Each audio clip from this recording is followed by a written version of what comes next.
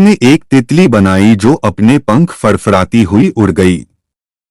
एक छोटी नाव जो हवा में तैर रही थी, और यहाँ तक कि एक दोस्ताना कुत्ता भी जो अपनी दुम हिलाता हुआ उसके बगल में दौड़ रहा था।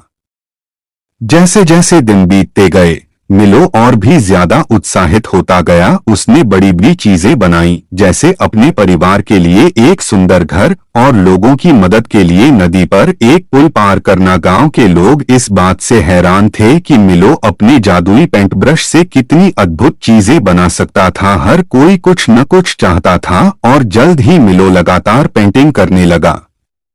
लेकिन एक दिन पड़ोसी शहर के एक लालची आदमी ने मिलो के जादुई पेंट ब्रश के बारे में सुना। वह मिलो के पास आया और उसने मांग की कि मैं चाहता हूं कि तुम मेरे लिए सोने का पहाड़।